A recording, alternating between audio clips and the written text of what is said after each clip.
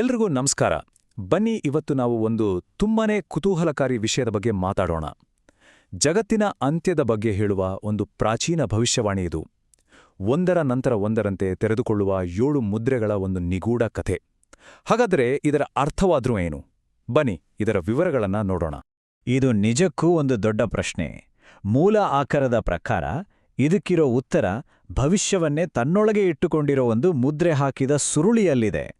ಹಾಗಾದ್ರೆ ಆ ಮುದ್ರೆಗಳನ್ನ ಒಂದೊಂದಾಗಿ ಮುರಿದಾಗ ಜಗತ್ತಿಗೆ ಏನಾಗ್ಬೋದು? ಸರಿ, ಈಗ ವಿಷಯಕ್ಕೆ ಬರೋಣ. ಇಲ್ಲಿರೋ ಮೂಲ ಪರಿಕಲ್ಪನೆ ಏನಂದ್ರೆ, ಇದು ಒಂದು ತೀರ್ಪಿನ ಗೂಡಿನಂತಹ ರಚನೆ. ಇದನ್ನ ಅರ್ಥ ಮಾಡ್ಕೊಳ್ಳಕ್ಕೆ ರಷ್ಯಾದ ಗೊಂಬೆಗಳನ್ನ ಊಹಿಸ್ಕೊಳ್ಬೋದು, ಒಂದ್ರೊಳಗೆ ಇನ್ನೊಂದು. ಹಾಗೇನೆ ಪ್ರತಿ ಹಂತದಲ್ಲೂ ತೀವ್ರತೆ ಹೆಚ್ಚಾಗ್ತಾನೇ ಹೋಗುತ್ತೆ. ಈ ಚೌಕಟ್ಟು ಬಹಳ ಮುಖ್ಯ. ಅಂದ್ರೆ 7ನೇ ಮುದ್ರೆ ಮುರಿದಾಗ ಕಥೆ ಮುಗಿಯಲ್ಲ, ಬದಲಾಗಿ ಅದು 7 ತುತೂರಿಗಳನ್ನ ಶುರು ಮಾಡುತ್ತೆ. ಹಾಗೇನೆ 7ನೇ ತುತೂರಿ ಮೊಳಗಿದಾಗ ಕೊನೆಯ 7 ಬಟ್ಲುಗಳ ತೀರ್ಪು ಶುರುವಾಗತ್ತೆ. ಇದು ಒಂದಕ್ಕೊಂದು ಹೆಣೆದುಕೊಂಡಿರೋ ಘಟನೆಗಳ ಸರಮಾಲೆ. ಈಗ ನೋಡಿ, ಮೊದಲು 4 ಮುದ್ರೆಗಳು ಮುರಿದ ತಕ್ಷಣ ಘಟನೆಗಳು ತುಂಬಾನೇ ವೇಗವಾಗಿ ನಡೆಯಕ್ಕೆ ಶುರುವಾಗುತ್ತೆ. ಆವಾಗಲೇ ಬರೋದು ಆ ಪ್ರಸಿದ್ಧ 4 ಕುದುರೆ ಸವಾರರು. ಮೊದಲನೇದಾಗಿ ಒಂದು ಬಿಳಿ ಕುದುರೆ. ಅದರ ಮೇಲಿರೋ ಸವಾರನ ಕೈಯಲ್ಲಿ ಒಂದು ಬಿಲ್ಲು. ಮೂಲ ಆಕಾರದ ಪ್ರಕಾರ ಇದು ವಂಚನೆ ಮತ್ತು ಮೋಸ ಇಡೀ ಜಗತ್ತನ್ನೇ ಆವರಿಸಿಕೊಳ್ಳೋದನ್ನು ಸೂಚಿಸುತ್ತೆ. ಎರಡನೆಯದು ಕೆಂಪು ಕುದುರೆ. ಇದರ ಸವಾರ ಭೂಮಿಯಿಂದ ಶಾಂತಿಯನ್ನೇ ಕಿತ್ತು ಹಾಕ್ತಾನೆ. ಅವನ ಕೈಲಿರೋ ದೊಡ್ಡ ಖಡ್ಗ ಒಂದು ದೊಡ್ಡ ಯುದ್ಧ ಶುರುವಾಗುತ್ತೆ ಅನ್ನೋದರ ಸಂಕೇತ. 3ನೇ ಮುದ್ರೆ ಮುರಿದಾಗ ಬರೋದು ಕಪ್ಪು ಕುದುರೆ. ಇದು ಏನನ್ನ ಸೂಚಿಸುತ್ತೆ ಅಂದ್ರೆ ತೀವ್ರವಾದ ಬರಗಾಲ ಅಥವಾ ಕ್ಷಾಮ. ಆದ್ರೆ ಒಂದು ಇಂಟ್ರೆಸ್ಟಿಂಗ್ ವಿಷಯ ಅಂದ್ರೆ ಆಲಿವ್ ಎಣ್ಣೆ ಮತ್ತೆ ದ್ರಾಕ್ಷರಸಕ್ಕೆ ಏನೂ ಆಗಲ್ಲ ಅಂತನೂ ಇದರಲ್ಲಿ ಹೇಳಲಾಗಿದೆ. ಕೊನೆಯದಾಗಿ 4ನೇ ಸವಾರ ಬರೋದು ಒಂದು ಪೇಲವ ಬಣ್ಣದ ಕುದುರೆ ಮೇಲೆ. ಇವನು ಯುದ್ಧ, ಬರಗಾಲ, ಸಾಂಕ್ರಾಮಿಕ ರೋಗಗಳು ಮತ್ತೆ ಕಾಡು ಪ್ರಾಣಿಗಳಿಂದ ಭೂಮಿಯ ಕಾಲು ಭಾಗದಷ್ಟು ಜನರ ಸಾವಿಗೆ ಕಾರಣನಾಗ್ತಾನೆ. ಇದನ್ನ ಊಹಿಸ್ಕೊಳ್ಳೋಕ್ಕೂ ಭಯಾನಕ ಅಲ್ವಾ? ಸರಿ, ಆ 4 ಕುದುರೆ ಸವಾರನ ನಂತರ ಏನಾಗುತ್ತೆ? ಮುಂದಿನ ಮುದ್ರೆಗಳು ಇನ್ನೂ ಗಂಭೀರವಾದ ಪರಿಣಾಮಗಳನ್ನು ತರ್ತವೆ. ಬನ್ನಿ ಅದರ ಬಗ್ಗೆ ನೋಡೋಣ.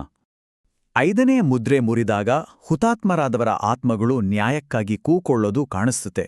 ಇನ್ನು 6ನೇ ಮುದ್ರೆ ಅದು ನಿಜಕ್ಕೂ ಭಯಂಕರ. ಒಂದು ದೊಡ್ಡ ಭೂಕಂಪ ಆಗುತ್ತೆ, ಸೂರ್ಯ ಕಪ್ಪಾಗುತ್ತೆ, ಚಂದ್ರ ರಕ್ತದ ಬಣ್ಣಕ್ಕೆ ತಿರುಗುತ್ತೆ, ಇಡೀ ಜಗತ್ತೇ ಭಯದಿಂದ ನಡುಗುತ್ತೆ. ಹಾಗಾದ್ರೆ 7ನೇ ಮುದ್ರೆಯ ಉದ್ದೇಶವಾದ್ರೂ ಏನು? ಇಲ್ಲಿರೋ ಮುಖ್ಯವಾದ ಪಾಯಿಂಟ್ ಏನಂದ್ರೆ, ಇದು ನೇರವಾಗಿ ಒಂದು ತೀರ್ಪಲ್ಲ, ಬದಲಾಗಿ ಇದೊಂದು ರೀತಿ ಕಂಟೇನರ್ ಇದ್ದ ಹಾಗೆ. ಇದರೊಳಗೆ ಮುಂದಿನ 7 ತೀರ್ಪುಗಳು ಅಂದ್ರೆ 7 ತುತೂರಿಗಳು ಅಡಗಿವೆ. ಇದಕ್ಕೂ ಮುಂಚೆ ಒಂದು ರೀತಿಯ ನಾಟಕೀಯ ಮೌನ ಆವರಿಸಿಕೊಳ್ಳುತ್ತೆ. ಈಗ ಬರೋದು 7 ತುತೂರಿಗಳ ತೀರ್ಪು. ಇವು ನೇರವಾಗಿ ಭೂಮಿಯ ಪರಿಸರ ವ್ಯವಸ್ಥೆ ಮತ್ತು ಮನುಷ್ಯರ ಮೇಲೆಯೇ ವ್ಯವಸ್ಥಿತವಾಗಿ ದಾಳಿ ಮಾಡುತ್ತವೆ. ಇಲ್ಲೊಂದು ಪ್ಯಾಟರ್ನ್ ಇದೆ, ಗಮನಿಸಿ. ಮೊದಲ 4 ತುತೂರಿಗಳು ಪ್ರಕೃತಿಯ 4 ಮುಖ್ಯ ಭಾಗಗಳನ್ನು ಟಾರ್ಗೆಟ್ ಮಾಡುತ್ತವೆ. 3ನೇ ಒಂದರಷ್ಟು ಸಸ್ಯಗಳು, 3ನೇ ಒಂದರಷ್ಟು ಸಮುದ್ರ, 3ನೇ ಒಂದರಷ್ಟು ಸಿಹಿ ನೀರು, ಮತ್ತೆ 3ನೇ ಒಂದರಷ್ಟು ಆಕಾಶ ಕತ್ಲಾಗುತ್ತೆ. ಇದು ಪರಿಸರದ ಮೇಲೆ ಆಗೋ ವಿನಾಶದ ಹಂತಗಳನ್ನು ತೋರಿಸುತ್ತೆ. ಕೊನೆಯ 3 ತುತೂರಿಗಳು ಎಷ್ಟು ಭಯಂಕರವಾಗಿವೆ ಅಂದ್ರೆ ಅವನ್ನ 3 ವಿಪತ್ತುಗಳು ಅಂತಾನೆ ಕರೆಯಲಾಗತ್ತೆ.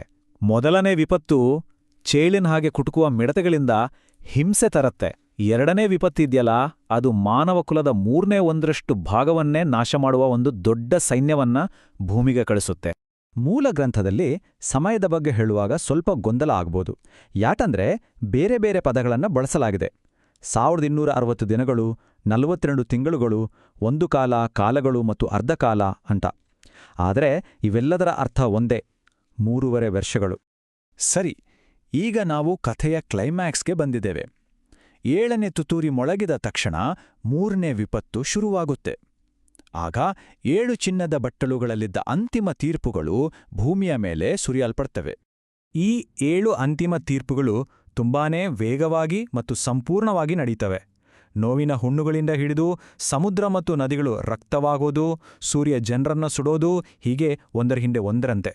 ಮೂಲ ಆಕಾರದ ಪ್ರಕಾರ ಈ ಎಲ್ಲಾ ಘಟನೆಗಳು ಮಹಾಬಾಬೆಲ್ ಅಂತ ಕರೆಯಲ್ಪಡೋ ಭ್ರಷ್ಟ ಜಾಗತಿಕ ವ್ಯವಸ್ಥೆಯ ಪತನಕ್ಕೆ ಕಾರಣವಾಗುತ್ತೆ. ಇಲ್ಲಿ ಒಂದು ತುಂಬಾನೇ ಇಂಟ್ರೆಸ್ಟಿಂಗ್ ಪ್ಯಾಟರ್ನ್ ಕಾಣಿಸುತ್ತೆ. 7ನೇ ಮುದ್ರೆ 7ನೇ ತುತೂರಿ ಮತ್ತೆ 7ನೇ ಬಟ್ಲು ಈ ಮೂರರ ಕೊನೆಯಲ್ಲಿ ಮಿಂಚು ಗುಡುಗು ಮತ್ತು ಭೂಕಂಪದಂತಹ ಘಟನೆಗಳು ನಡೀತಾವೆ. ಇದು ಸೂಚಿಸೋದೇನೆಂದ್ರೆ ಈ ಎಲ್ಲಾ ತೀರ್ಪುಗಳ ಮೂಲ ಒಂದೇ, ಅದು ದೈವಿಕ ಸಿಂಹಾಸನದಿಂದ ಬರ್ತಾ ಇದೆ ಅಂತ. ಹಾಗಾದ್ರೆ ಇಷ್ಟೆಲ್ಲ ಆದ್ಮೇಲೆ ಮುಂದೇನಾಗತ್ತಾ? ಇಷ್ಟೊಂದು ದೊಡ್ಡ ತೀರ್ಪಿನ ನಂತರ ಕತೆ ಮುಗೀತಾ? ಇಲ್ಲ. ಮೂವ ಆಕಾರದ ಪ್ರಕಾರ ಇದು ಕತೆಯ ಅಂತ್ಯವಲ್ಲ, ಬದಲಾಗಿ ಇದು ಹೊಸ ಆಕಾಶ ಮತ್ತು ಹೊಸ ಭೂಮಿಯ ಸೃಷ್ಟಿಗೆ ದಾರಿ ಮಾಡಿಕೊಡುತ್ತೆ. ಇದರ ಬಗ್ಗೆ ಯೋಚಿಸಿದ್ರೆ ಮುಂದೇನಾಗ್ಬೋದು ಅನ್ನೋ ಕುತೂಹಲ ಹೆಚ್ಚಾಗುತ್ತೆ ಅಲ್ವಾ?